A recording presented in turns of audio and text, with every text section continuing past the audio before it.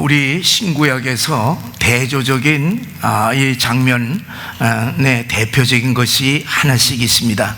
신약에서 보면은 이 대표적인 것이 바로 예수님의 십자가가 아니겠어요? 그래서 예수님의 십자가의 죽음, 이 죽음을, 십자가는 죽음을 상징하지만은 그 이후에 부활의 역사가 있었습니다.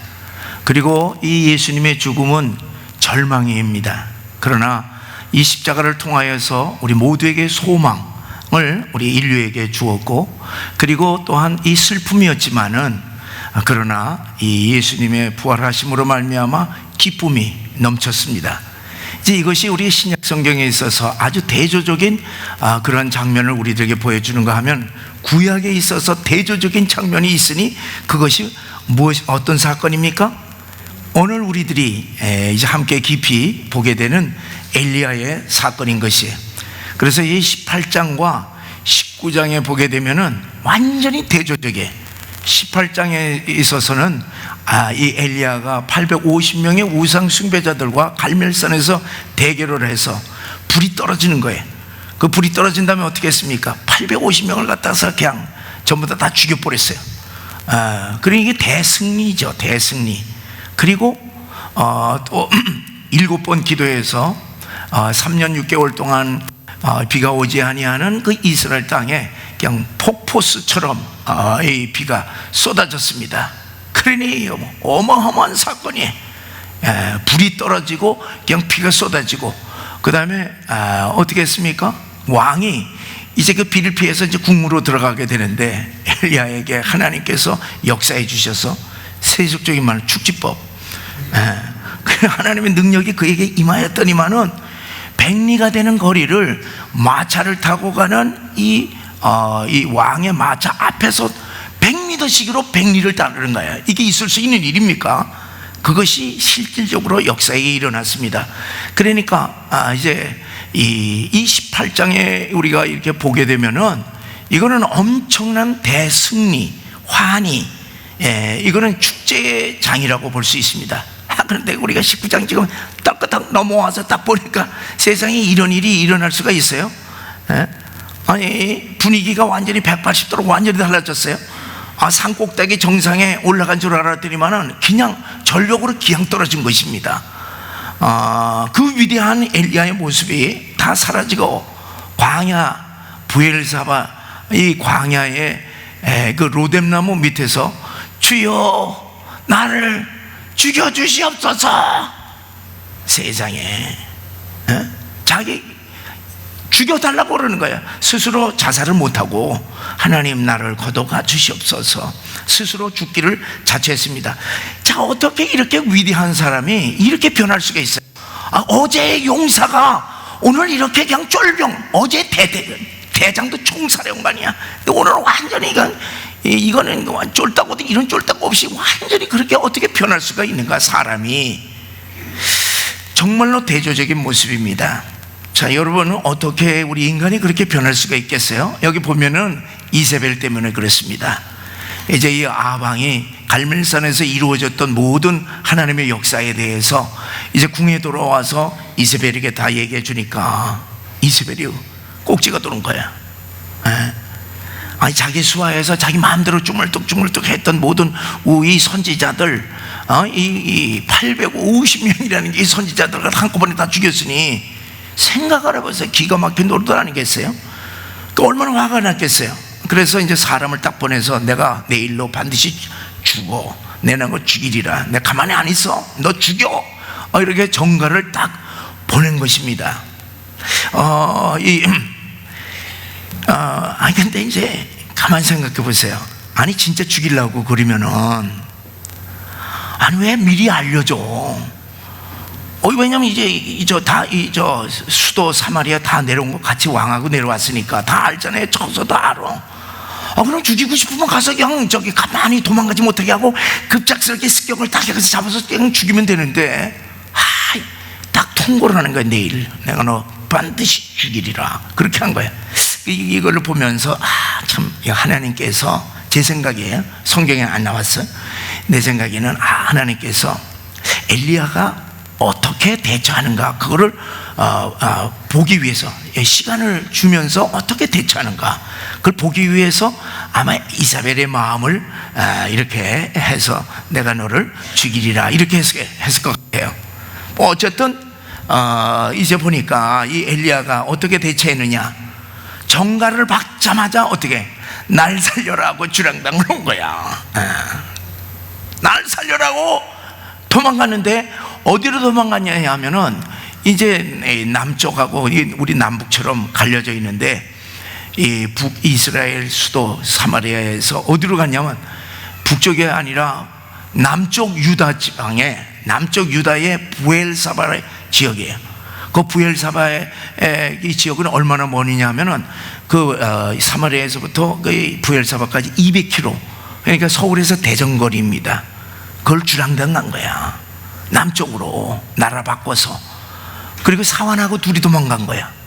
그런데 얼마나 무서웠으면은 부엘사바 딱 놓고 자기는 거기서부터 하루 길을 광야로 들어간 거예요.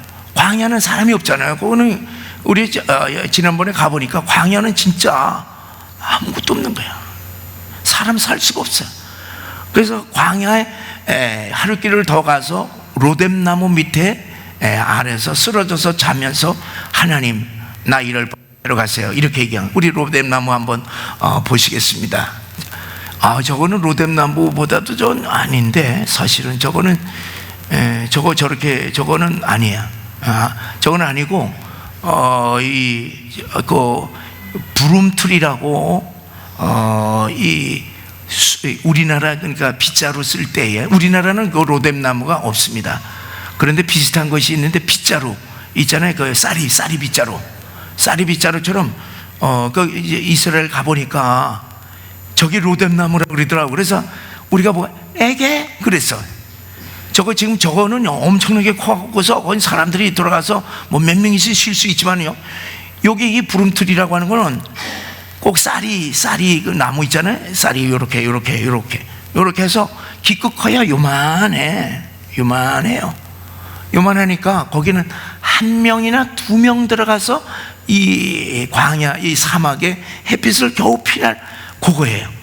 그래서 참 로뎀나무 그러면 좀 이 낭만적이잖아요, 들리는 게. 그래서 우리도 기대를 갖고 그랬으면 사막에 군대 있는데, 가시떨기나무 같은 군데 있는데 그것이 요만한데 거기 가서 이 그늘을 피해서 이제 거기서 이제 뭐냐면 하나님께 내 목숨 데려가달라고 그렇게 얘기를 했습니다. 자, 여러분에게 이제 묻겠어요. 갈멜산의 그 참 이 엘리야, 그 다음에 로뎀나무 아래의 엘리야, 이 둘 중에 어떤 모습이 진정한 엘리야의 모습이겠습니까? 이렇게 이제 분분하면 내가 얘기할 맛이 나는 거야. 그렇잖아요. 자, 이 로뎀나무와 밑에 있는 이 엘리야, 그 다음에 갈멜산에서의 엘리야, 진정한 엘리야의 모습이 어딘가 우리가 깊이 생각을 해야 됩니다. 자, 그 보면은 이 하나님의 붙들림을 받아 승승장구하고 형통한 그 엘리야가 진정한 모습인가? 그렇지 않으면은 로뎀나무 아래에서 죽고 싶다고 한탄하는 모습이 진정한 모습인가? 이것은요, 우리가 분명히 알아야 됩니다. 우리가 하나님의 장중에서 하나님과 함께 할 때에는 갈멜산이 인생이 될 수 있지만은 하나님을 보지 아니하고 세상을 보고 자기 자신을 바라볼 때에는 누구나 다 로뎀나무 아래에 인생이 될 수밖에 없다는 사실을 분명히 기억하시기를 바랍니다. 여러분, 우리 자신들을 보세요. 우리가 예수 믿기 때문에 우리에게도 여러 가지 일들이 많이 일어나지 않습니까? 이제 하나님의 역사가 일어나고 모든 일이 형통하고 짠짠짠짠 될 때 얼마나 할렐루야 그리고 신바람 나는 것도 사실이에요. 근데 우리가 예수 믿는 우리들이 어려운 일을 당하게 되고, 그것도 한 번 당하는 게 아니고 계속 당하게 되고, 속상인을 보게 되면, 속상한 일을 만나게 되면 어떻게 됩니까? 그렇게 되면 어떻게 되냐면 언제 하나님의 역사가 우리의 삶 가운데 역사했는지 그거 다 잊어버려요. 다 잊어버리고, 그리고 우리는 뭐예요? 우리는 탄식하는 것이에요. 그래서 우리는 이 갈멜산 꼭대기와 그리고 로뎀나무 아래를 오르락 내리락하는 모습이 진정한 우리의 모습이라 하는 사실을 우리가 늘 잊지 마시기를 바랍니다. 이 우리와 성경이 똑같은 그 엘리야가 갈멜산 꼭대기에 있다가 저 로뎀나무 아래에 떨어졌듯이 우리도 그와 같은 존재라고 하는 사실을 우리들이 알아야 됩니다. 여러분, 우리 예수 믿는다고 해갖고서 모든 일이 형통하고 뭐 할렐루야하고 뭐 이런 것이 아니라고 하는 사실이에요.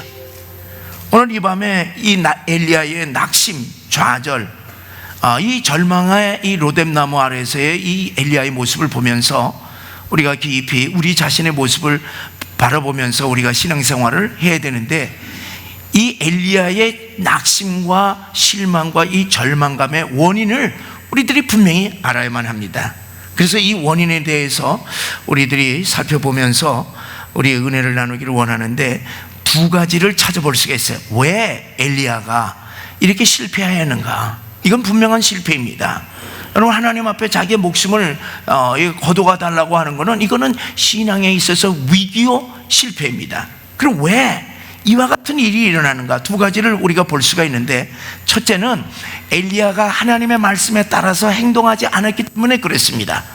여러분, 이제까지 우리 17장 18장에 이렇게 쭉 보면서 엘리야는 어떤 사람이냐 하면은, 한 장소에서 다른 장소로 옮길 때는 반드시 하나님의 말씀을 듣고 그 말씀에 따라서 순종해서 갔지, 자기 자의대로 간 적이 한 번도 없습니다. 어떤 일을 할 때는 반드시 주님의 지시를 받고 그 지시에 따라서 순종했던 것이 이제까지 18장에서의 엘리야의 모습입니다. 그러니까 새로운 환경이 들어갈 때, 그리고 새로운 계획을 시작할 때, 이 엘리야는 하나님의 말씀이 엘리야에게 임하여 이르시되, 그래서 반드시 하나님의 말씀이 그에게 임하였을 때에만 그가 행동을 했습니다. 그런데 이세벨이 딱 죽이겠다고 통고를 한 거야. 통고를 했을 때 이 엘리야가 어떤 행동을 취했습니까? 하나님의 말씀을 기다리거나 하나님께 물었던 기억이 있어요? 바로 듣자마자 어떻게 됐어요? 행동 개시야. 듣자마자 어떻게 했냐면, 주랭당이야, 날 살려라, 걸음아 날 살려라, 여기 있단 죽겠다. 그래갖고 해서 그냥 행동을 취했던 것입니다. 그러니까 너무나도 그 얘기를, 죽이겠다는 얘기를 듣고서 너무 무서워갖고 이 말씀을 기다릴 새도 없이 그냥 도망쳐버린 것입니다. 사랑하는 여러분, 우리가 인생 살면서 우리가 이제까지 성공만 했어요? 우리 실패를 했잖아요. 우리 실패했던 과거의 우리들의 모습을 한번 보시기를 바랍니다. 여러 가지 원인, 이런 원인 저런 원인들 다 있지만은, 우리 믿는 사람들의 주인 되신 예수님, 우리 믿는 사람들의 왕 되신 예수님, 우리 믿는 사람들의 하나님 되신 우리 예수님에게 과연 물었습니까? 그 말씀에 의지했습니까? 의지하지 않은데 우리의 실패 원인이 있다고 하는 사실을 우리가 고백하지 않을 수 없습니다. 그래서 내 감정대로, 내 기질대로, 그리고 내 환경을 보고 내가 스스로 행동했던 것입니다. 하나님께 묻거나 하나님의 말씀을 따라 행동하지 않았던 것이 우리 인생, 과거의 인생 실패의 원인이 된 것이 한두 번은 아니라고 하는 사실을 우리가 고백할 것입니다. 다시 말하면은, 하나님을 보지 아니하고, 하나님을 의지하지 아니하고, 하나님께 기도하지 아니하고, 내가 그냥 환경을 보고, 내 자신을 보고, 내 경험을 보고, 그리고 스스로 판단했기 때문이라고 우리들이 고백할 수 있습니다. 자, 우리 18장과 19장을 우리가 이제까지 봤는데, 이 두 장을 비교해 보면은 이 엘리야가 바라봤던 것이 너무나도 대조적이었습니다. 갈멜산에서는 온전히 하나님만을 바라봤어요. 그래서 18장에 있어서는 이 하나님만을 바라봤는데, 19장에 딱 와서는 그게 아니에요. 뭐만 바라봤어요? 마귀의 상징이고, 그리고 이 세상의 상징인 이세벨만 보았던 것입니다. 그래서 18장에서는 엘리야 마음을 가득하게 채웠던 것이 다른 것이 아니라 하나님이었는데, 그래서 그는 모든 것을 하나님을 통해서 다 바라보았습니다. 그래서 아무리 적은 거라도 그것을 하나님을 통해서 봤어요. 그래서 그 큰 바다 같은 하나님의 품에서 마음껏 헤엄쳤기 때문에 그에게 있어서 꺼리끼는 것이 하나도 없었습니다. 하나님의 말씀이라고 하는 그 망원경을 통해서 하늘을 이렇게 바라보니까 영의 세계를 그가 이렇게 볼 수가 있었고, 하나님이 자기와 함께 하시는 것을 볼 수가 있고, 까마귀를 통해서 하나님이 자기에게 늘 말씀하는 것을 다 그런 경험을 했습니다. 그런데 갑자기 이 사악한 이세벨이 딱 죽이겠다고 하는 신변 위협의 통고를 딱 받고서 그는 하나님을 본 것이 아니었어요. 이세벨을 본 것이, 이세벨의 관점에서 모든 것을 생각을 했어요. 그리고 자기 생각을 보게 된 거예요. 그러니까 꼭 작은 어항 속에 딱 갇혀서 이리지도 못하고 저리지도 못하는 물고기처럼 이제 결국 죽게 되었습니다. 그러니까 딱 낙심을 하니까 그 당당한 엘리야가 그냥 신앙이 그냥 무너지는, 여러분 신앙이 왜 무너지는 줄 아세요? 우리 마음속에 절망, 낙심 이게 딱 들어오게 되면 그 전에 이 당당했던 것이 그냥 다 무너져 버리는 거예요. 다 무너져 버리는 거예요. 그러니까 어떻게 자기 살라고 벌벌 떨고 그냥 도망친 것입니다. 자, 여러분, 우리들이 이 우리 신앙생활을 하잖아요. 신앙이라고 하는 것이 무엇이겠어요? 신앙은요, 하나님을 바라보는 것이 신앙입니다. 주님을 바라보는 것이에요. 환경을 바라보는 것이 아닙니다. 그 환경의 시선을 고정시키게 되면요, 우리는 누구나 어려운 문제를 딱 당하게 되면 다 넘어지고 다 미끄러져 버려요. 그냥 무너지게 됩니다. 여러분이 나나 환경을 어떻게 변화시켜요? 우리가 사는 이 환경을 어떻게 우리들이 변화시키는 것입니까? 천만의 말씀이야, 천만의 말씀이야. 오직 하나님께 나의 시선을 고정한다고 하면은 하나님이 나를 통해서 일하신다고 하는 사실을 믿으시기 바랍니다. 환경을 변화시키는 건 하나님뿐이에요. 세상을 변화시키는 우리는 못합니다. 하나님만이 하실 수가 있는 것이에요. 그래서 여러분, 우리는 이 갈멜산과 로뎀나무를 왔다 갔다 하는 연약한 존재인 것을 알고 항상 이세벨이나 환경이나 나 자신을 바라보는 것이 아니라 전능하신 주님을 바라보며 그 위에서부터 내려오는 새 힘을 통하여서 독수리같이 힘찬 신앙생활 하시기를 주의 이름으로 간절히 축원합니다. 이제 두 번째로 엘리야가 좌절하고 절망할 수밖에 없었던 더 깊은 원인이 있습니다. 그것은 뭐냐?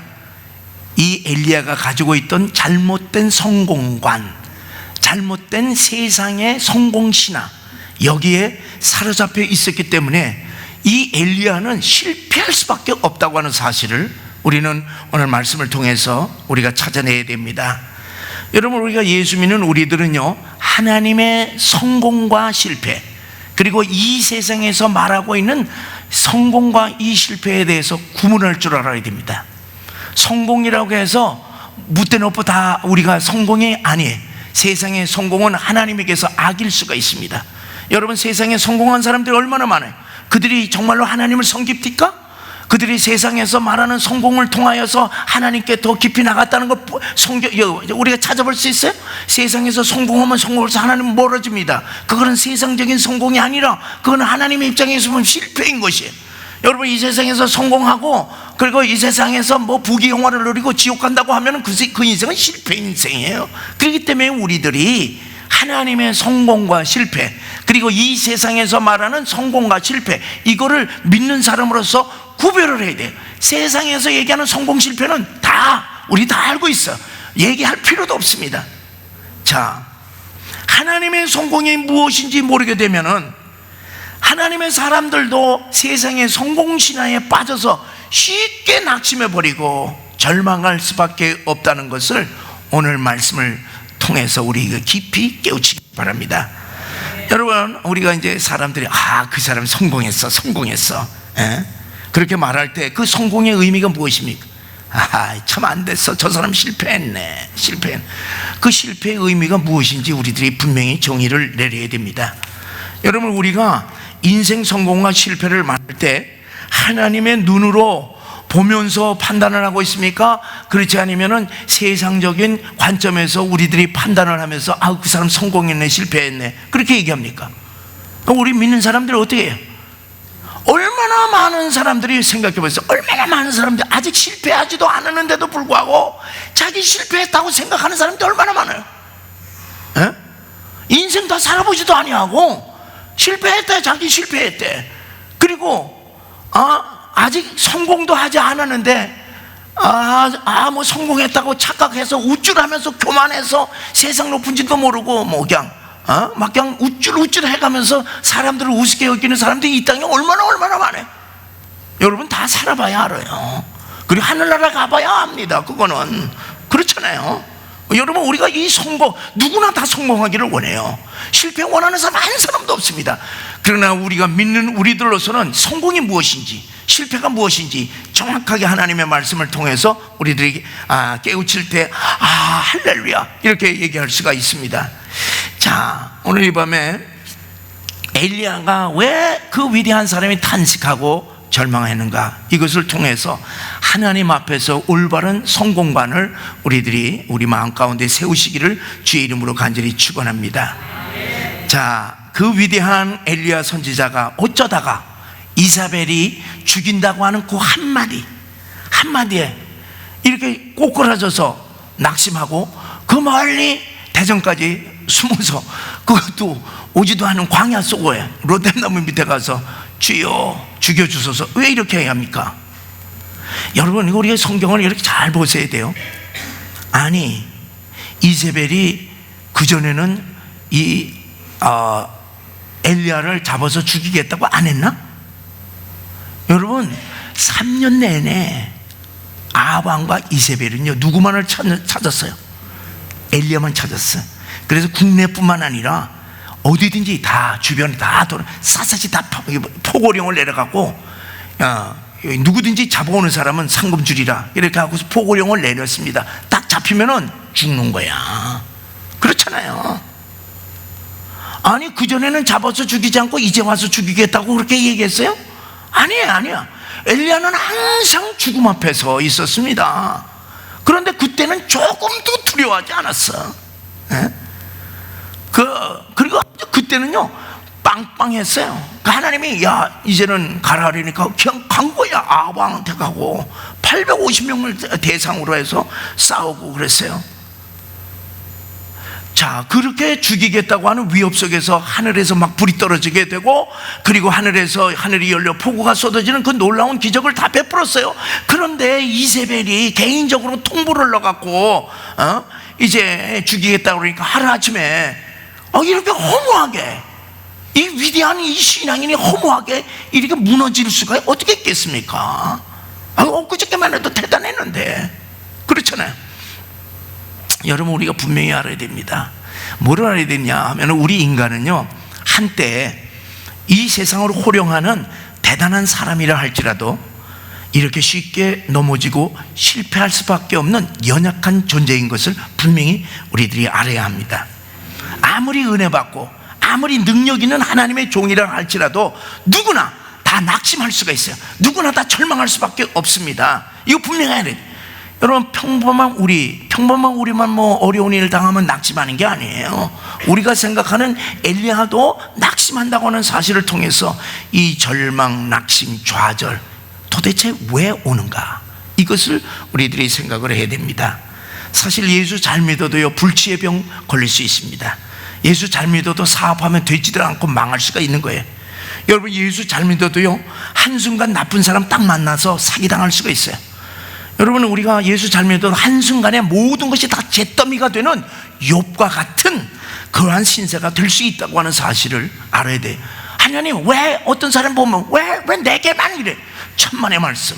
모든 인생에 다 그렇습니다. 자기가 형통하고 평통한 아주 뭐 잘 나갈 때는 전혀 그런 생각 안 하다가 조금 어려운 일 당하면 하나님 다른 사람은 뭐 괜찮고 잘, why me 맨날 그래. 하나님 이럴 수가 있습니까? 저럴 수가 있습니까? 여러분 분명히 아시기 바랍니다. 누구나 그럴 수가 있어요. 누구나 어려운 일을 누구나 뭐 행복만 이렇게 행복한 인생이 되는 거 아니에요. 예수 믿는다고 다 행복한 거 아니에요. 예수 믿는다고 해서 뭐 형통한 게 아닙니다. 잘 우리들이 인생의 성공과 실패를 우리가 잘 분간을 해야 됩니다. 여러분 묻겠어요? 우리 인생에서 좋은 일이 더 많이 일어납니까? 나쁜 일이 더 많이 일어납니까? 솔직하게 얘기해. 나쁜 일이요? 여러분 나쁜 일이요? 왜 나쁜 일일까? 예수 믿으면 뭐든지 잘 돼야 되는데 왜 나쁜 일이에요? 근데 이게 나쁜 일일 수밖에 없어요. 그렇잖아요. 왜 그렇습니까? 좋은 일은요, 우리들이 좋은 일이 일어나요. 그렇잖아요. 뭐 복 받고 뭐 좋은 일이 일어나. 근데 딱 어려움이 딱 당하면 좋은 일을 기억한다 안 한다? 안 해. 그리고 남이 요만큼 이렇게 섭섭하게 한 거 평생 가져간다 안 가져간다? 조그맣게 아주 좋으면은 그것도 기억해야 될 거 아니야. 근데 큰 기억도 큰 행복도 뭐 결혼해갖고서 나 저 사람만 결혼하면 내 일평생 내가 전혀 저 사람 아내를 조금이라도 뭐 그냥 흠 없이 그냥 내가 다 행복하게 만들어준다, 이렇게 결심을 했으면 그렇게 될 거 아니에요. 그렇게 결심한 거 다 잊어버려. 사람들 다 잊어버리잖아. 다. 아니 조그맣게 잘 됐으면 그거 잊어버리니까 행복하네. 그래서 행복을 착착 쌓아내야 되는데 요만한 거 누가 그냥 섭섭하게 얘기했다고 해서 그거 죽을 때까지 가져가요. 언제 어디서 그거 잊어버리지도 않아. 그러니까 우리 인생은 뭐냐 하면은 이렇게 좋은 일은 기억하지 않고 나쁜 일이 있으면 그걸 잊어버리지 않기 때문에 우리 인생에겐 나쁜 일이 더 많다, 좋은 일이 더 많다. 나쁜 일이 더 많을 수밖에 없습니다. 그런데 우리 예수 믿으면 나쁜 일이 더 많습니까? 좋은 일이 더 많습니까? 좋은 일이 많아요? 아직까지 뭘 모르네. 여러분 생각해보세요. 예수 믿는 순간서부터 무슨 전쟁? 영적 전쟁이 일어나요. 무슨 소리 하고 있어요? 예수 진짜 믿어봐요. 아니 그전에는 평안했던 집안인데 예수 진짜 믿으니까 부부간에 싸움이 일어나는 거예요. 영적인 전쟁이 일어나는 거예요. 옛날에 똑같았거든. 근데 뭐 생각하는 게 뭐 하나님 어쩌고 저쩌고, 옛날에는 같이 술 좀 먹고 어디 가도 자고 했는데 이제는 당신이 갈랑 가고 나는 못 가겠어, 뭐 이렇게 놓으면 옛날에 같이 지냈는데. 그렇잖아요. 딱 뭐냐면 예수 진짜 믿게 되면 그때서부터 충돌이 일어나는 거예요. 거기서 영적인 전쟁이 일어나. 부부지간에 일어나죠. 형제지간에 일어나죠. 부모 자식지간에 일어나잖아요. 그러니까 가정이 옛날에는 평안했던 가정이 이제는 그냥 제삿날만 오면은 명절이 그냥 완전히 그냥 지옥이 날이야. 그냥 어떻게 보내나 어떻게 싸우나. 안 싸울 수도 없고 뭐 그러면 가면 친척들이 가면 그냥 절만, 너 못하면 네 아들이라도 딱 절만 시켜, 이렇게 이제 타협이 들어오잖아요. 근데 그거 못하게 이걸 할 수는 없잖아. 그러니까 전쟁이 일어나는 겁니다. 자, 예전에는 죄가 전혀 아니었어. 근데 이제 조그만 죄를 저더라도 이게 목에 딱 걸려갖고 이제 이걸 토해내지 않으면은 마음이 불편한 거야. 옛날엔 전혀 죄라고 생각조차도 안 했어. 옛날에는 그냥 직장 동료들하고 같이 가서 그냥 뭐 한 잔 1차하고 2차하고 뭐 3차하고 그렇게 해도 전혀 집단적으로 하니까 전혀 부끄러운 것도 없고 그 인생의 즐거움이고. 그런데 이제는 딱하니 예수를 믿고 나니까 이제는 못하겠어. 그러니까 어떻게 해야 돼? 왕따 당하는 게 이게 쉬운 게 아니에요. 그렇잖아요. 그러니까 이 직장에서, 사회에서 이거 뭐냐면 예수님을 잘 믿으면 이게 충돌이 시작하는 거야. 충돌이. 그렇잖아요. 여러분 옛날에는 돈 내 맘대로 써 못 써? 내 맘대로 써, 내 맘대로. 근데 이제는 계산이 달라져. 그러니까 여기에서 돈 때문에 이게 지금 가슴에 그냥, 그렇잖아요. 얼마나 범민이 일어납니까? 여러분 예수 믿으면요, 그래서 맨날 싸우는 거예요. 여기서 이렇게 싸워요. 그런데 이제 열심히 신앙생활을 하면서 이런 신앙적인 갈등도 이제 다 극복을 했습니다. 그리고 하나님 살아계신 것도 알고 기도하니까 하나님께서 응답하시고, 그리고 주변에 보니까 하나님의 역사들이 많이 일어나고, 하나님 살아계시네, 할렐루야. 또 그냥 교회 왔다가 그냥 가게 되면 마음이 편하고, 모든 일이 잘 되는 거야. 힘도 나는 거야. 세상 생각이 바꿔지는 거야. 그렇게 해서 이제 열심히 이제 극복해 나가면서 기쁨의 신앙생활을 합니다. 그런데 좀 열심히 신앙생활하면 사업이 잘 돼야 될 거 아니에요. 이게 안 되네, 이거. 그렇잖아요. 안 되는 거야. 계속 어려움이 닥치게 되고 그런 거예요. 우리가 열심히 신앙생활하고 헌신하고 봉사를 하고 선교 활동하고, 그러면 그에 비례를 해갖고 하나님께서 은혜도 내가 한 만큼 그래도 좀 주셔야 되고, 축복도 주셔야 되고, 넘쳐서 가정이 행복하고, 그리고 애들도 옛날에는 잘못됐는데 애들도 잘 돼야 되고, 몸도 옛날에는 비실비실했는데 몸도 막 건강해야 되고, 사업도 번창하게 되고, 그리고 사람들로부터 존경을 받아야 되는데 그렇지 못한 거야. 그렇지 못한 거야. 오히려 계속 좋지 않은 일이 끊이지 않으니 우리 마음에 뭐가 옵니까? 낙심이 오게 되는 거야. 낙심이. 내가 그렇게 마음을 다해서 기도하고 그렇게 바라는 일들이 이루어지지를 않는 거야. 이루어지지 않는 거야. 그러니 누구나 다 낙심하죠. 여러분 생각해 보세요. 이게 낙심을 하게 되면 어떻게 되냐? 누구에게, 사람에게, 옛날에는 사람들에게 섭섭했는데 이제 누구에게 섭섭해요? 하나님이 섭섭한 거야. 하나님 왜 내가 그렇게 헌신했잖냐고. 나 다 형편하는데 왜 내가 원하는 거 왜 안 해주십니까? 내가 왜 원하는 거 안 해주십니까? 여러분, 엘리야만이 아니라 누구나 어려움과 고난과 인생의 위기를 맞이하게 되면은 다 실망하고 넘어지고 낙심하게 됩니다. 근데 여기서 이거는 공통적으로 안 믿는 사람이 낙심하는 거 얘기를 안 하는 거예요. 우리가 하나님의 은혜를 다 경험한 사람들이 낙심할 때 내가 낙심하는 이 이유가 무엇인지를 분명히 알아야 됩니다. 이거를 모를 때에는 그냥 섭섭한 거야. 힘이 빠지는 거야. 의욕이 생기지 않고. 그러니까 분명히 이 이유를 알 때에 우리는 하나님 앞에 올바로 설 수가 있습니다. 하나님을 원망하지 않을 수가 있습니다. 다시 하나님의 은혜와 능력을 올바로 붙잡고, 그리고 나의 낙심, 절망, 이런 실패를 다시 회복시킬 수가 있습니다. 내가 뭐 때문에 낙심하느냐? 여러분, 지금 엘리야가 로뎀나무 안에서 왜 실망하고 왜 낙심하고 하나님 나를 죽여주세요, 아니 이게 하나님이 종이할 얘기예요. 여러분, 지금 여러분 가운데 지금 우리가 낙심하고 실망하고, 그리고 완전히 무너지는 그 이유가 무엇이겠어요? 여러분, 왜 우리가 믿는 사람들이 왜 실망하고 이렇게 그냥 낙심하는 이유가 간단해. 왜 그래? 왜? 결국 내가 원하는 일이 이루어지지 않기 때문에 그렇습니다. 결국 내가 원하는 성공이 이루어지지 않기 때문에 그렇습니다. 결국 내가 원하는 꿈과 비전이 이루어지지 않기 때문에 그렇습니다. 그렇게 열심히 신앙생활 했으면 내가 원하는 바, 내가 원하는 성공, 내가 원하는 축복을 하나님께서 주셔야 되는데 그렇지 않으니까 주여 차라리 이럴 바는 데려가 주세요, 데려가 주세요, 이게 아니겠어요? 여러분, 엘리야가 진짜 원하는 것이 무엇이겠습니까? 여러분, 엘리야가 이제 850명하고 대결을 해서 하늘에서 불이 떨어졌어. 죽여도 말 못하는 거지, 아합왕이. 그리고 막 그냥 비가 막 내렸어요. 그때 엘리야가 아합왕한테서 기대했던 것이 무엇이겠어요? 아합왕이 딱 이 엄청난 기적을 보고서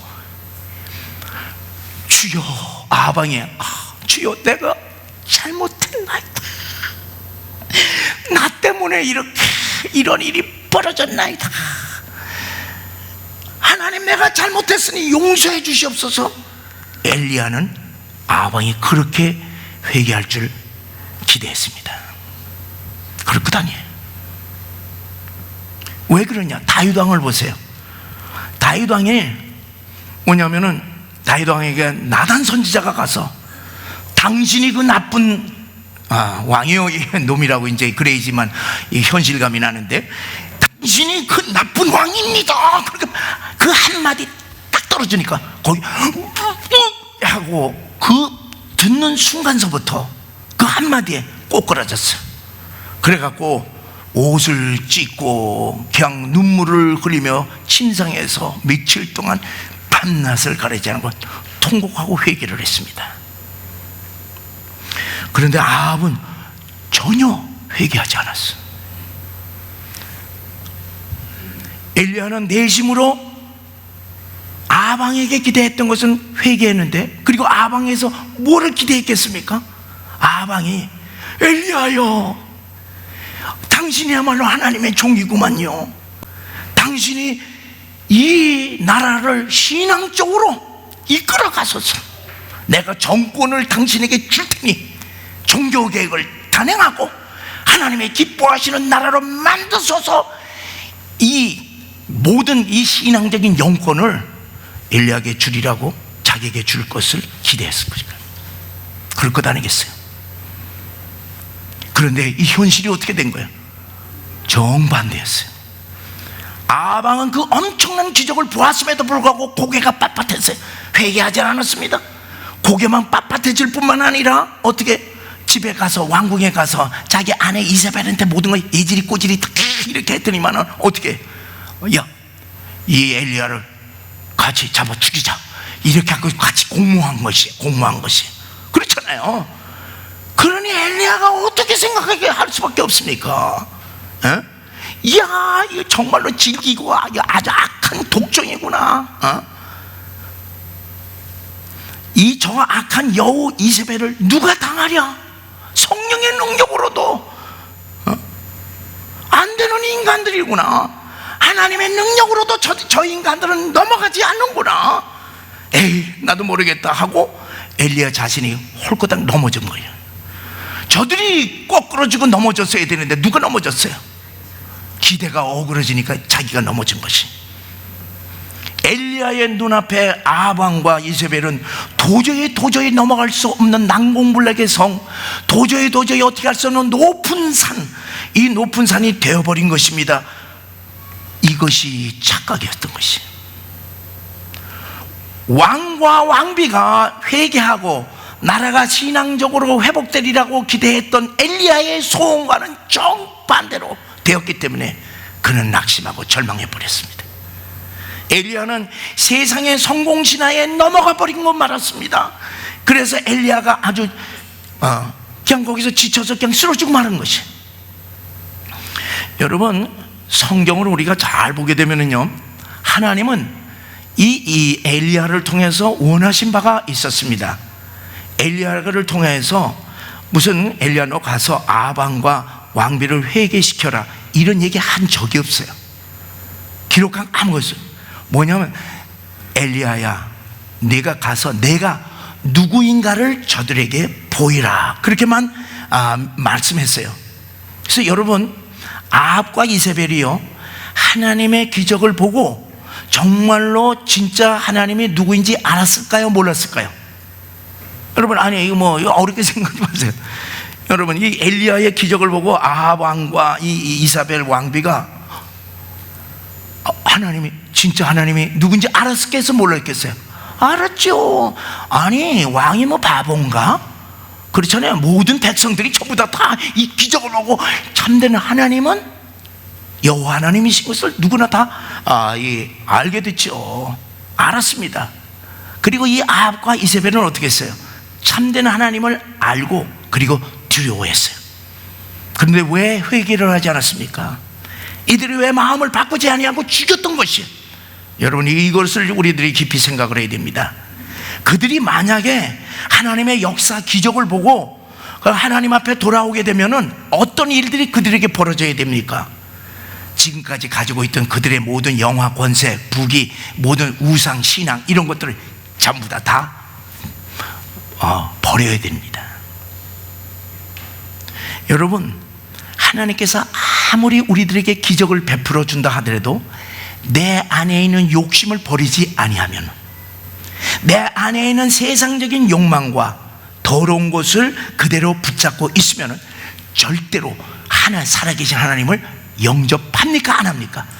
절대로 안 합니다. 아무리 기적을 베푼다 하더라도 내가 가지고 있는 기존의 것을 버리지 않는 한 하나님을 영접하지 않습니다. 누가 그랬어요? 부자 청년이 그랬어요. 부자 청년은 예수님께서 메시아인 것을 다 알았어요. 주여, 선생이요, 어떻게 하면 내가 구원을 얻을 수가 있습니까? 얘 다 알고서 묻는 거야. 그러니까 뭐야, 결론 답은 뭐야? 야, 네가 가지고 있는 거 다 팔아서 가난한 자에게 나눠주고 그리고 나를 따르라 그랬어요. 버렸습니까? 안 버렸습니까? 못 버려요. 그래서 그가 자기가 가지고 있는 재물에 대한 욕심이 그의 가운데 있을 때에 아무리 주님께서 기적을 베풀고 하나님의 메시아라고 하는 사실을 알아도 부자 청년은 예수님을 영접하지 않았던 것입니다. 여러분, 예수님 당시에 바리새인들과 서기관들과 제사장들과 종교 지도자들 보세요. 그들이 예수님께서 메시아인 걸 알았습니까? 몰랐습니까? 다 알았어요. 그들이 몰라서 영접하지 않은 것입니다. 천만의 말씀. 그들이 예수를 영접하기 위해서는 뭐를 해야 됩니까? 그들이 가지고 있던 모든 기득권들을 다 내려놓지 않으면 예수님을 영접할 수 없기 때문에 그들은 어떻게 했어요? 예수님께 어떻게든지 꼬다리를 붙여갖고서 예수님을 무너뜨리고 예수님을 죽이지 않는 한 그들은 온전하게 백성들의 참된 지도자로서 있을 수도 없고, 그리고 그들은 자기들이 가지고 있는 그 엄청난 기득권 때문에 예수님을 영접하지 않았던 것입니다. 오히려 죽이려고 했고 죽였어요. 아방이 그런 사람이었던 것이. 여러분, 하나님은 엘리야의 기적을 통해서 왕과 이스라엘 백성들에게 뭐를 알리기를 원하셨습니까? 내가 참된 하나님인 것을 왕과 모든 백성에게 알게 보여주는 것이 그의 사명이었어요. 하나님만이 유일하신 하나님이요, 나머지는 몽땅 다 가짜인 것을 온 천하에 밝히 보여주기를 엘리야를 통해서 원했던 것이, 이것이 하나님 편에서의 성공이었습니다. 그런데 엘리야는 무엇이에요? 그것으로 만족하지 못했던 것이에요. 하나님께서 부탁한 거 그대로 했으면 그걸로 끝나는 것이지, 거기에 만족하지 못하고 뭐를 원했어요? 다른 것을 원했습니다. 다른 것이 무엇이겠습니까? 그는 그의 눈에 보이는 기적을 통해서 그가 원하는 것이 있었는데, 그것은 무엇이냐 하면은 눈에 보이는 왕과 눈에 보이는 이스라엘 백성들이 모두 다 그에게 돌아오기를 원했던 것입니다. 엘리야는 내심 백성들이, 와, 엘리야의 기적을 봐라, 하나님이 살아계신다, 야, 우리 모두 다 회개하고 엘리야 앞으로 엎드리자, 이렇게 되기를 원했던 것입니다. 하나님의 능력을 통하여서 내심 그는 뭐를 원했어요? 자기도 모르는 자기의 영광을 구했기 때문에 그 자기가 바라는 것들이 되지 않고 오히려 그 반대 방향이 되니까 완전히 절망해 버렸던 것이. 여러분, 이것이 바로 엘리야의 잘못된 성공신화였던 것을 여러분 깨달으시길 바랍니다. 엘리야는 혼자서 목표를 정하고 혼자서 소원을 하고 혼자서 꿈꾸다가 그 모든 것이 이루어지지 않으니까 혼자서 낙심하고 혼자서 절망한 것입니다. 여러분, 우리가 인생 살면서 이런 경우 얼마나 많은지 모르지 않습니까? 내가 성실히 살았어요. 난 최선을 다했어. 다른 사람 다 사랑했고 내가 많은 사람 선한 일을 다 베풀었어.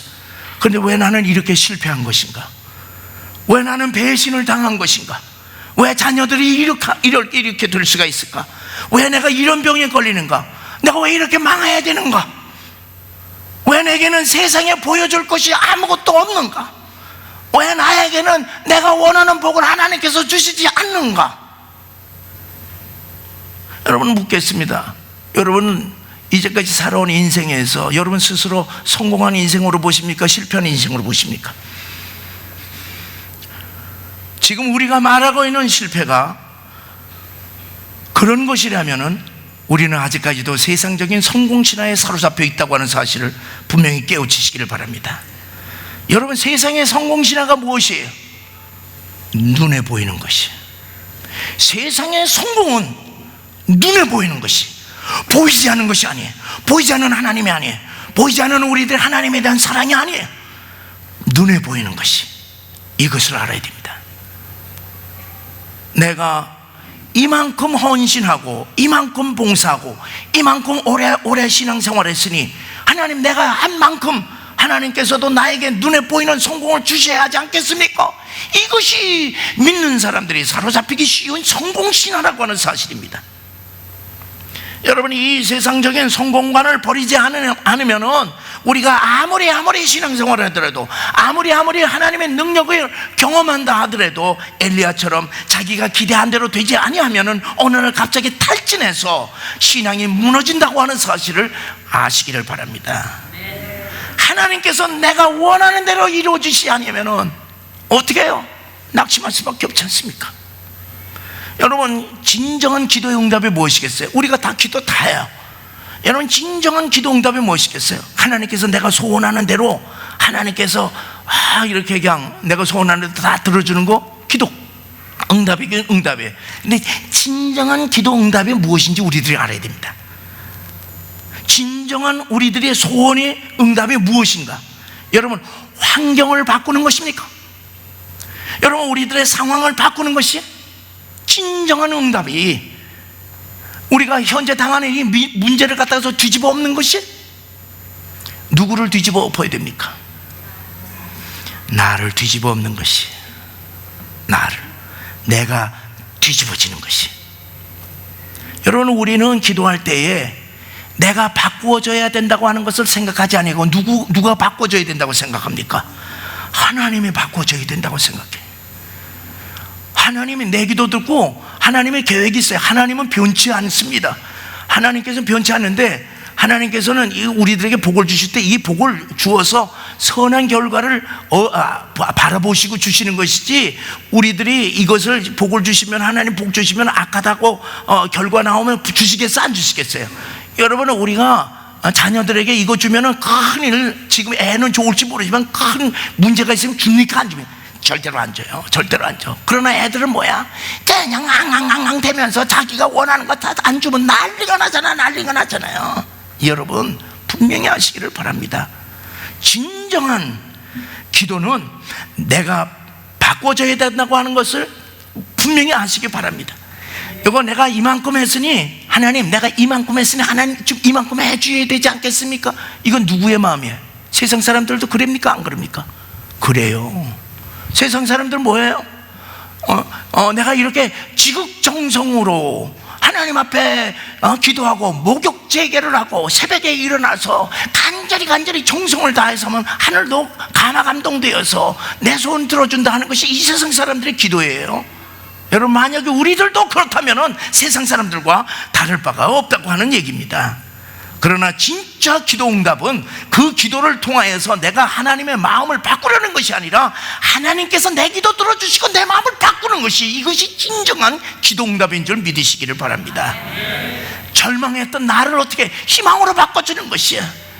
낙심한 나를 갖다서 기쁨으로 바꿔주시고, 내 뜻을 이루려고 하는 그러한 이 고집, 욕심 많은 나를 하나님의 뜻을 이루어주는 그러한 사람으로 바뀌어야 돼. 주님께서 내 뜻대로 하지 마시옵시고 하나님의 뜻대로 하시옵소서. 이것이 진정한 하나님의 원하시는 기도라고 하는 사실이고, 기도의 응답은 다른 것이 아니라 내가 바뀌어지는 것이. 여러분, 참된 성공의 의미가 무엇이겠습니까? 여러분, 이 세상 성공신화가 아니라 하나님의 은혜와 하나님의 말씀에 사로잡힌 삶, 그 삶 속에서 주님과 함께 살면서 하나님이 원하시는 것을 순종하는 삶이, 이것이 놀라운 역사요, 놀라운 이 세상을 변화시키고 하나님이 그 사람을 원해서 세상이 변화된다고 하는 사실을 아시기를 바랍니다. 여러분, 낙심, 좌절, 실망이라고 하는 병이 어디서 오는 것이? 외부로부터 오는 것이 아닙니다. 외부로부터 오는 것이 아니라 세상 사람들의 잘못된 성공신화, 세상 사람들의 성공관이 나의 마음속에 자리 잡아서 내가 그것을 이루지 못하는 데서 오는 화병, 이것이 낙심이요 절망입니다. 여러분, 이 화병 하면은 우리 이제 부모님 세대는 맨날 가슴 찢잖아요. 맨날 가슴 찢어. 요즘에는 화병이라는 얘기를 안 하고 병원에서 의사들이 뭐라고 얘기해요? 스트레스. 그러니까 의사들이 이제 뭐 병명을 잘 모르면은 뭐야? 스트레스. 이게 스트레스 오는 거예요. 그러니까 정확한 걸 모르니까 그저 두통이야. 근데 원인 아무리 두통을 하더라도, 두통의 원인을 아무리 찍고 이렇게 하더라도 나타나질 않아요. 그러니까 뭐야? 스트레스. 그 다음에 그냥 이 소화불량이 돼갖고서 어떻게 내려가지를 않는 거야. 그러니까 원인을 아무리 찍어봐도 해도 뭐야? 모르니까 스트레스. 예. 그리고 여기저기 쑤시는 거야. 아무리 찍어보세요. 신경통, 뭐야? 스트레스. 그래, 스트레스. 근데 여러분, 이 스트레스는 왜 그 스트레스가 납니까? 나 성격을 이기지 못하니까 여기 스트레스가 일어나는 거예요. 불이 나는 거예요. 여러분, 화병이라고 하는 것이 이것이 올바른 표현이에요. 화라고 하는 것이 이게 올바른 표현이에요. 근데 스트레스 하면 이게 복합적이에요. 근데 이 스트레스, 이 화병은 어디서 나요? 어디서 나요? 심장에서 날까? 위장에서 날까? 심장이에요. 그렇잖아요. 심장에서. 그래서 이 화병 있는 사람들은 뭐야? 가슴이, 이 심장이 벌렁벌렁 뛰고. 그렇잖아요. 이게 왜 그러냐? 화가 나면 이거를, 내 성격을 이기지 못하고서 이게 피가 그냥 위로 그냥 이게 안 되는 거야. 그래서 이제 혈압이 막 오르잖아요. 그건 뭐냐? 내 생각은 못 바꾸니까 열불이 그냥 나갖고 위로 올라가면 혈압이 되고, 눈으로 가면 어떻게 눈이 시뻘게 되잖아요. 그리고 이게 뭐냐? 밥 먹으면 확 치게 되고. 이거 왜 그러느냐? 너무나 눈에 보이는 성공 신화에 물들여서 그것 안 이루어지니까 화가 나는 거야. 그래서 저는 하나님께서 제게 주신 은사가 있어요.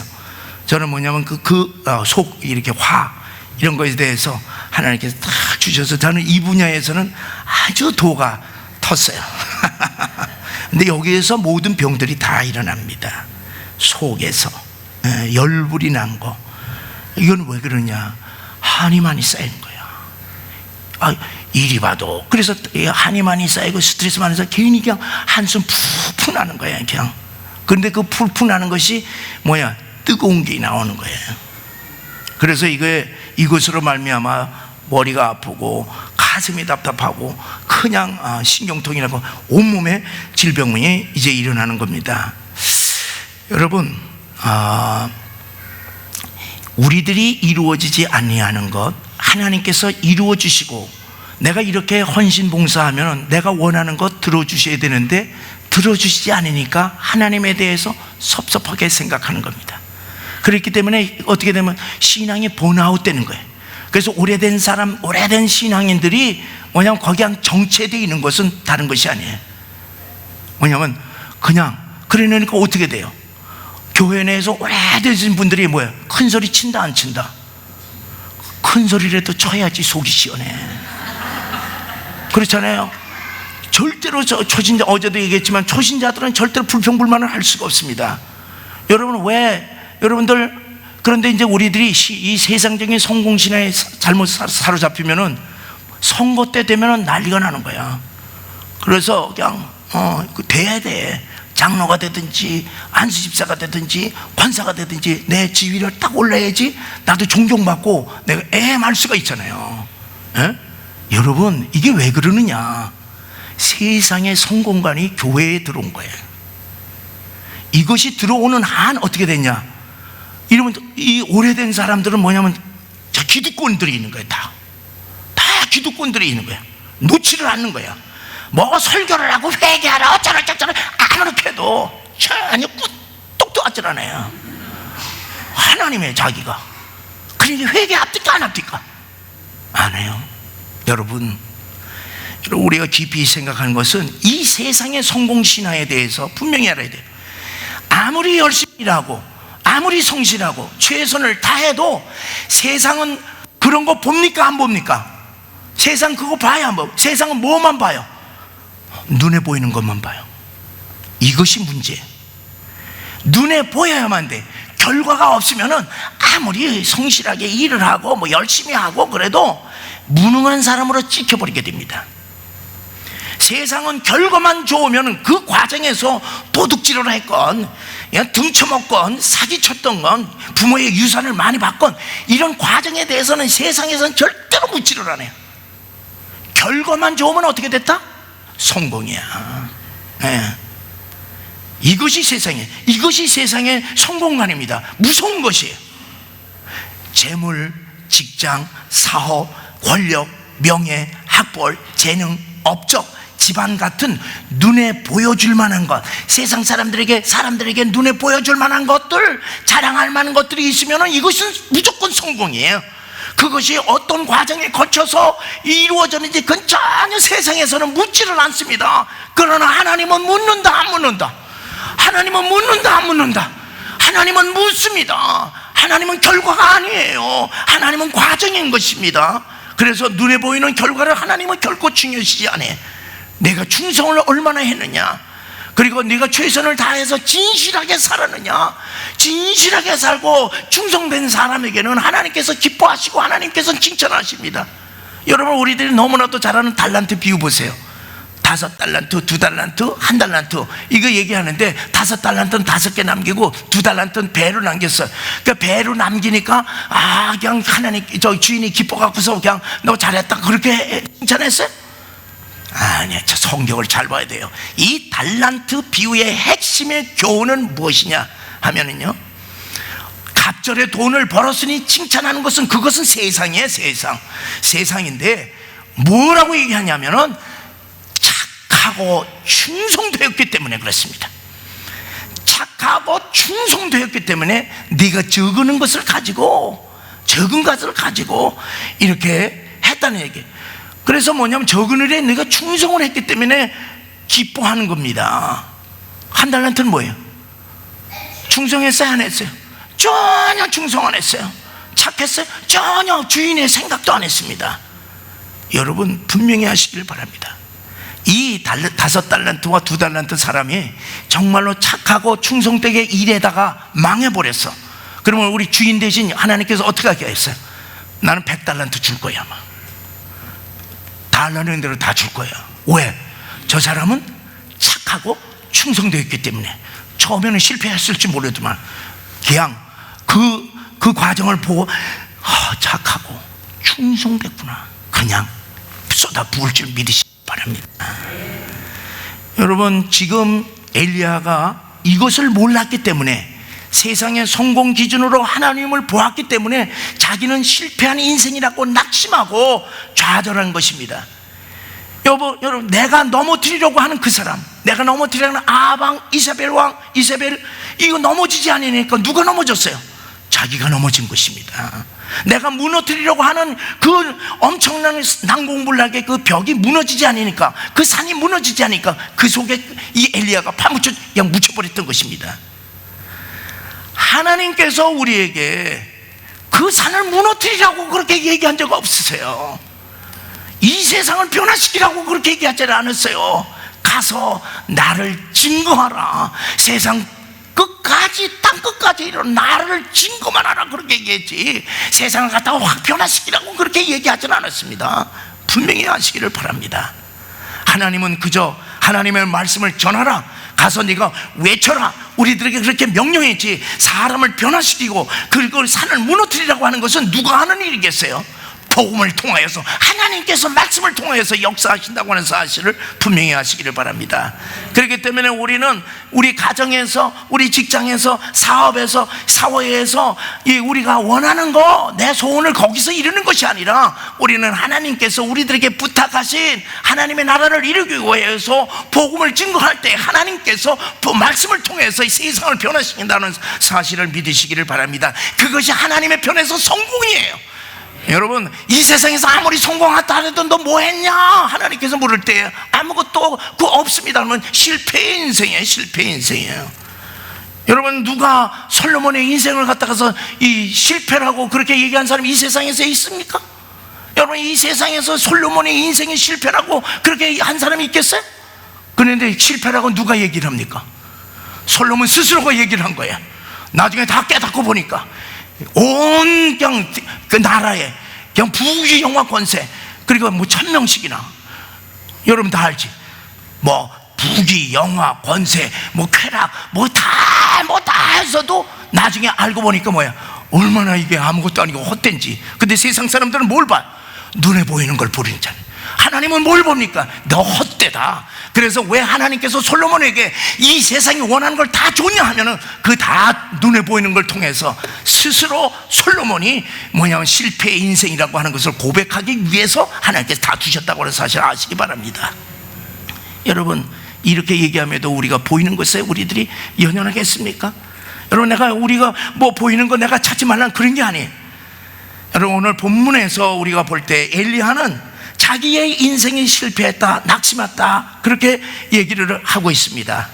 왜 그러냐 하면 내가 원하는 것이 이루어지지 않았기 때문에 그는 낙심하고 절망했습니다. 그런데 그렇게 따지게 되면요, 성경의 위대한 인물들을 다 보세요. 성경에 기록된 위대한 인물들을 엘리야의 관점에서 이 낙심한 이 엘리야의 관점에서 보면은 성경의 위대한 인물들 성공자의 실패자예요. 죄다 실패자예요. 죄다 실패자예요.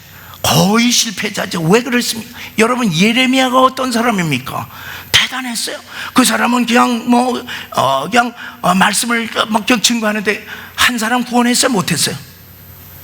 여러분, 한 사람도 못했어. 어디서 알 수가 있어요? 예레미야 5장 1절에 보면은 예루살렘 거리에 내가 한 사람의 의인을 찾는다면은 이 도시가 구원받으리라. 그렇게 없는 거야, 없는 거야. 여러분, 이사야를 보세요. 이사야를 보게 되면은요, 3대에 걸쳐서 왕공 선지자였지만은 결국 그는 어떻게 왕에 의해서 어떻게 했어요? 톱에 켜서 순교당했어요. 비참하게 죽었습니다. 여러분, 이것이 성공적인 인생이라고 이거 실패의 인생이지 성공적인 인생이라고 누가 얘기를 합니까?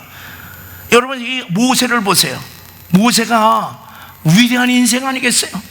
세상에 그런 위대한 인생이 어디 있어요? 그러나 모세 개인적으로 보세요. 이 모세가 40년 내내 이스라엘 백성들을 이끌면서 단 하나의 꿈이 있었습니다. 그 꿈이 무엇이겠어요? 가나안 땅에 자기가 들어가는 거야. 들어갔어요? 못 들어갔어요? 못 들어갔어요. 그것도 어디에? 빤히 거기 우리가 가서 봤거든요. 진짜 훤히 보이는데, 훤히 보여.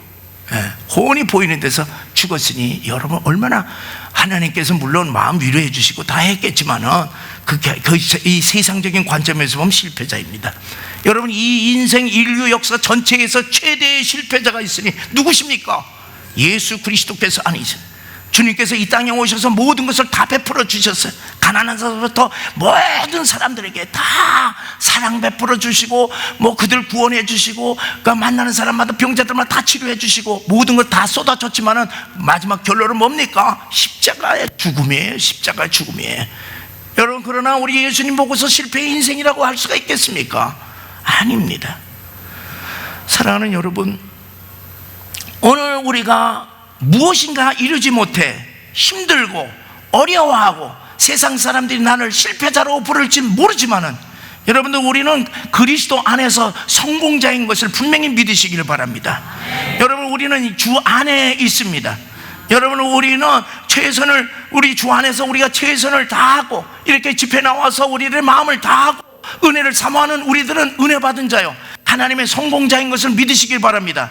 여러분, 성공과 실패는요, 나중에 다 살아본다면 그때 얘기하는 거예요. 지금 아무리 눈에 보이게 잘 살고 한다 하더라도 언제 그냥 추풍난각처럼 그냥 와장창 무너진 게 많아요. 여러분, 보세요. 우리 대한민국의 대통령들 보세요. 그 대통령 될 때는 대단했지. 그러나 지나간다면 어떻게 됐어요? 어디가 계시더라고? 또 앞으로 이 사람이 또 어디 갈지도 몰라.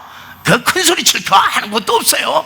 여러분, 성공과 실패는 어디에서 확신할 수가 있느냐? 눈에 보이는 이 세상의 것들에 의해서 성공, 실패가 결정되는 것이 아니라 하나님 안에서, 그 안에서 말씀 가운데서 은혜의 삶을 사느냐 안 사느냐, 그거에 의해서 이루어진다고 하는 사실 믿으시기를 바랍니다. 여기 오늘 보세요. 여기 이제 마지막에 보면은 낙심한 엘리야에게 누가 왔어요? 하나님께서 천사를 통해서 하나님께서 그를 찾아오셨어요. 그러면서 뭐라고 얘기하세요? 야, 엘리야야, 참 한심하구나. 너 나이가 몇이냐? 내가 너에게 그렇게 은혜를 많이 베풀어 주고 능력을 했는데 너가 어떻게 스스로 죽겠다고 하냐? 아유, 이 머저리 하고서 이 줘박았어요. 천만의 말씀. 괜찮다. 내가 너를 이해한다. 그러면서 먹을 것을 줬어요. 먹을 것을 주고 쉬라고 쉬게 하셨어요. 위로해 주셨습니다. 그리고 뭐래? 일어나라, 일어나라 그러겠습니다. 먹을 것을 주시고 만져주시고 힘을 내라고 위로하신 그 주님, 또다시 자고 난 다음에 먹을 것을 주시고 그리고 일어나서 다시 힘을 세워주신 하나님, 너는 호렙산으로 가라, 호렙산으로 가라. 다시 갈 길을 인도해 주셨습니다. 방황하고 절망하고 모든 이 세상의 소망이 아무것도 없는 그에게 새로운 사명, 그리고 하나님을 만나는 호렙산으로 가라, 그렇게 인도해 주셨습니다. 낙심한 절망한 엘리야를 어루만지시고 일어나 먹으라 주시면서 다시 세워주신 하나님이 오늘 우리들의 하나님 아버지이신 것을 믿으시기를 바랍니다. 오늘도 우리를 찾아와 주셔서 우리에게 손을 잡아주시면서 일어나라, 괜찮다, 괜찮다. 여러분, 우리 하나님은 너무나도 좋으신 하나님이에요. 우리가 아무리 실패했어도 실패한 우리를 외면하시지 아니하고 찾아와 주셔서 먹을 것을 주십니다. 그리고 어루만져 주십니다. 그리고 새 힘을 주시고 새로운 사명을 주시는 그분이 우리의 아버지심을 믿고 오늘 이 밤에 우리의 손을 잡으시고 우리에게 일어나라, 내가 너에게 사명을 주리라 하는 그 주님의 음성을 들으시기를 주의 이름으로 간절히 축원합니다.